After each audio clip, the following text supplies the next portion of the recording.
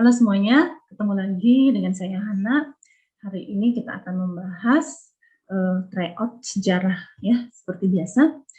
Ini ada beberapa kali tryout sejarah yang sudah kita lalui ya. Sekarang kita akan lihat lagi soal-soal sejarah berikut ini. Nomor 11 sekarang. Salah satu warisan dari peradaban Mesopotamia yang saat ini menjadi mode pakaian di Timur Tengah. Ya, kita lihat sekarang. Kalian tahu apa yang disebut dengan peradaban Mesopotamia, ya? Ini dari kata meso dan potamia. Meso artinya tengah-tengah, potamia artinya sungai. Jadi Mesopotamia artinya daerah yang terletak di tengah sungai. Dalam arti ini merupakan daerah yang sangat subur karena terletak di antara dua sungai besar, yaitu Sungai Efrat dan Sungai Tigris, ya. Karena daerahnya yang sangat subur ini, maka Mesopotamia dihuni atau diperebutkan oleh bangsa-bangsa yang ada di sana, ya. Nah, ini adalah merupakan bangsa-bangsa yang pernah menghuni Mesopotamia.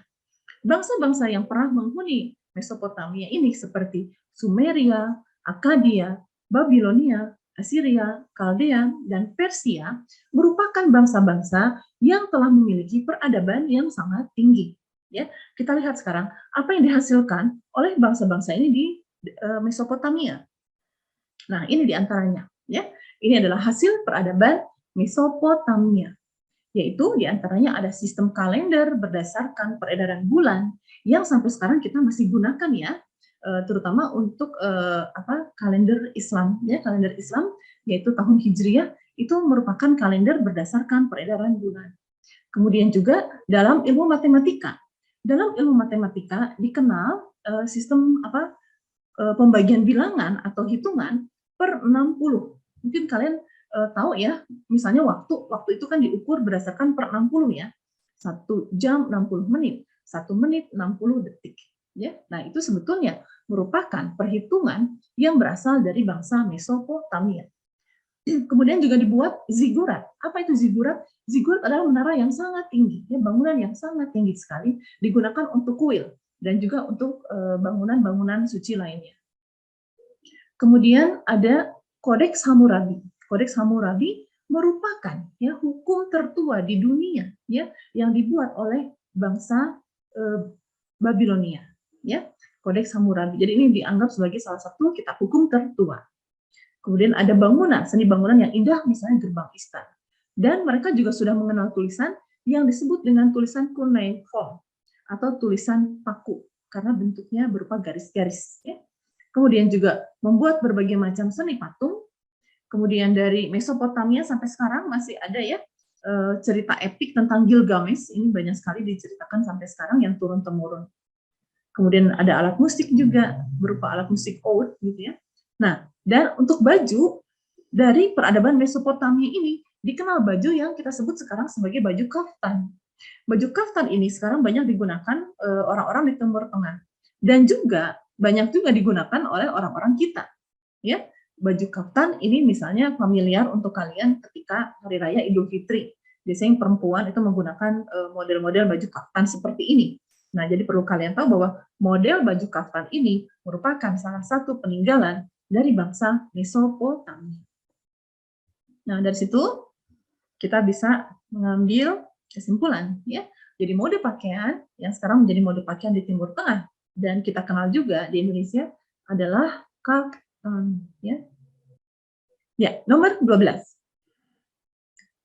Ilmu yang mempelajari dan mengungkap kehidupan manusia pada masa praaksara dalam sejarah Indonesia adalah ilmu titik-titik. Kita lihat di sini ya. Di sini banyak sekali ilmu-ilmu bantu dalam sejarah sebetulnya ya. Ada ilmu antropologi. Kalau ilmu antropologi adalah ilmu yang mempelajari manusia dan hasil kebudayaannya ya. Tetapi kalau pada antropologi itu dalam arti manusia dan kebudayaannya beserta kehidupannya dalam arti luas ya. Kemudian ada juga ilmu arkeologi. Ilmu arkeologi itu mempelajari kehidupan manusia pada masa kuno gitu ya, atau pada masa dahulu kala gitu ya. Terutama sekali ketika di sini belum mengenal tulisan. Karena apa? Karena dipelajarinya lewat benda-benda yang ditinggalkan.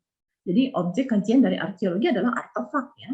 Jadi artefak itu bisa mengungkapkan bagaimana kehidupan yang terjadi pada masa lalu, termasuk kehidupan pada saat belum mengenal tulisan atau pra-aksara. Kemudian ada ilmu geologi. Ilmu geologi juga digunakan ya untuk mempelajari sejarah, yaitu dilihat dari lapisan batuan. Jadi kita bisa mengukur umur suatu benda atau suatu fosil misalnya dilihat dari tempat di mana fosil atau benda tersebut ditemukan di dalam tanah. Ya, jadi bisa diukur berdasarkan ilmu geologi. Kemudian ada yang disebut dengan etnologi. Etnologi adalah ilmu yang pelajari tentang kehidupan suku-suku bangsa. Kemudian ada juga yang disebut dengan paleontologi. Paleontologi adalah ilmu yang khusus mempelajari tentang fosil, ya, yaitu fosil tumbuhan dan fosil hewan. Kalau untuk fosil manusia ada lagi ilmunya yang lain, yaitu paleoantropologi. Nah, kita lihat ya, yang lebih tepat tadi yang mana? Yaitu ilmu arkeologi. Kenapa? Karena ilmu arkeologi itu mempelajari banyak sekali kebudayaan dari masa lalu melalui benda-benda yang ditinggalkan, ya. Jadi baik manusia pada masa pra-aksara maupun manusia setelah mengenal aksara atau pada masa sejarah, ya. Nah, kita lihat ini adalah kajian dari ilmu arkeologi berupa artefak, ya. Artefak adalah semua benda atau semua bangunan yang dihasilkan oleh manusia pada masa lalu. Jadi jawaban yang tepat di sini adalah arkeologi. Ya. Nomor 13. Konteks ruang pada peristiwa Proklamasi Kemerdekaan RI pada tanggal 17 Agustus 1945 adalah titik-titik. Kita lihat ya, dalam sejarah kita mengenal ada unsur-unsur sejarah. Unsur sejarah itu ada 3. Ada unsur ruang, waktu, dan manusia. Ya. Unsur ruang yaitu merupakan tempat terjadinya suatu peristiwa sejarah. Ya, itu adalah ruang atau tempat. Kemudian waktu atau dimensi temporal adalah berkaitan dengan kapan peristiwa tersebut terjadi. Ya, ini berkaitan dengan waktu. Kemudian unsur yang ketiga adalah manusia. Manusia adalah pelaku sejarah. Manusia adalah pelaku yang menggerakkan berbagai macam peristiwa. Nah, kembali lagi misalnya kita akan melihat di sini. Pertanyaannya adalah konteks ruang pada peristiwa proklamasi adalah titik-titik. Ruang artinya merupakan tempat ya, tempat terjadinya proklamasi kemerdekaan RI. Di manakah tempat terjadinya proklamasi kemerdekaan RI pada tanggal 17 Agustus 1945? Yaitu ada di sini, yang D, ya, Jalan Pegangsaan Timur nomor 56. Nomor 14.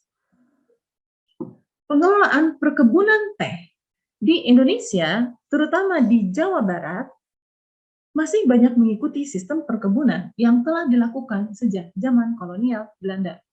Sehingga kita masih bisa melihat dan merasakan bagaimana situasi perkebunan teh yang telah ada sejak ratusan tahun yang lalu. Dalam konsep waktu sejarah, hal tersebut menunjukkan adanya titik-titik.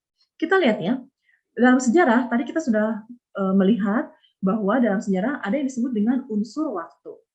Dalam unsur waktu itu ada beberapa kategori ya. Jadi ada yang disebut dengan perkembangan.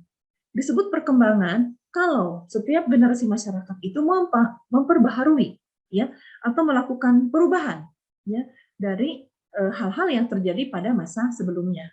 Jadi artinya ada hal-hal yang baru gitu ya dari masa ke masa. Kemudian ada juga yang disebut dengan kesinambungan. Kesinambungan ini kalau masyarakat mengambil beberapa cara yang dilakukan dari zaman sebelumnya, ya. Jadi tidak semuanya ya, tapi ada beberapa hal yang masih dilanjutkan, ya. Itu disebut kesinambungan. Ada juga yang disebut dengan pengulangan. Pengulangan yaitu suatu peristiwa sejarah atau hal-hal yang terjadi secara berulang-ulang. Jadi masih sama dengan yang terjadi pada masa lalu. Ya, jadi hal yang terjadinya itu sama, masih sama seperti itu. Jadi ada sesuatu yang diulang-ulang. Kemudian perubahan. Nah, perubahan itu akan terjadi kalau ada sesuatu pengaruh yang sangat besar terjadi Sehingga dari waktu ke waktu akan mengalami perubahan, ya. Jadi ada sesuatu yang betul-betul dalam bentuk baru gitu dari apa yang terjadi pada masa sebelumnya. Kembali lagi ke soal. Di sini pengelolaan perkebunan teh, terutama di Jawa Barat, itu masih sama mengikuti sistem perkebunan yang telah dikenal sejak masa kolonial Belanda. Contoh ya, kalau kalian datang ke perkebunan teh, kalian masih bisa lihat gitu bahwa beberapa alat-alat mesin itu untuk pengolahan teh itu masih digunakan sampai sekarang, ya. Jadi artinya apa? Itu masih dilanjutkan gitu sampai sekarang. Karena itu apa nanti? Ini termasuk konsep waktu yang mana? Ada hal yang masih dilanjutkan. Nah, jadi jawabannya adalah yang B, ya. Adanya kesinambungan. Jadi ada hal-hal yang masih dilakukan sampai sekarang. Nomor 15. Setelah dikuasai oleh Inggris, wilayah Indonesia diserahkan kembali kepada Belanda pada tahun 1814 berdasarkan konvensi titik-titik. Kita lihat ya, kalian tahu bahwa Indonesia mengalami beberapa kali masa kolonialisme atau masa penjajahan. Kita pernah dijajah oleh beberapa bangsa atau beberapa negara.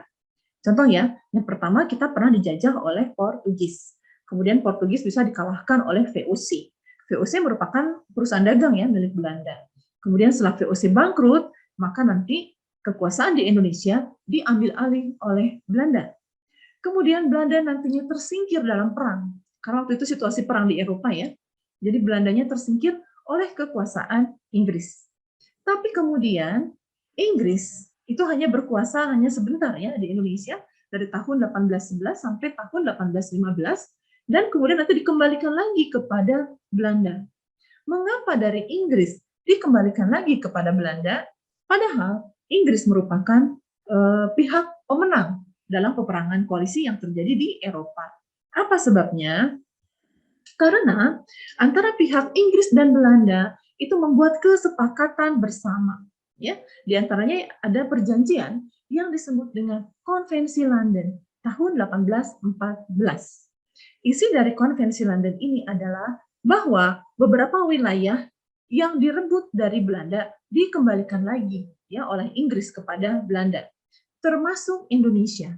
Ya, Indonesia adalah wilayah yang dikembalikan kembali kepada Belanda. Tetapi ada juga jajahan-jajahan Belanda yang tidak mau dikembalikan oleh Inggris, ya. Artinya ada wilayah-wilayah yang dulunya merupakan bekas jajahan Belanda yang masih tetap dikuasai oleh Inggris. Misalnya Thailand, ya, atau Ceylon atau Sri Lanka. Kemudian ada Kap Koloni, Guyana. Ini adalah merupakan wilayah di Afrika, ya, terutama di Afrika Selatan. Itu tetap berada di tangan kekuasaan Inggris.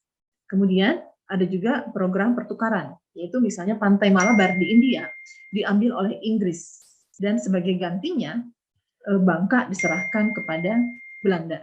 Ya, nah ini merupakan hasil dari Konvensi London 1814 sehingga Belanda nanti masuk menguasai kembali Indonesia. Nah, jadi jawabannya ini adalah apa? Konvensi London ya tahun 1814. Ya, demikianlah pembahasan dari tryout sejarah. Semoga bermanfaat untuk kalian. Sampai ketemu di pembahasan berikutnya.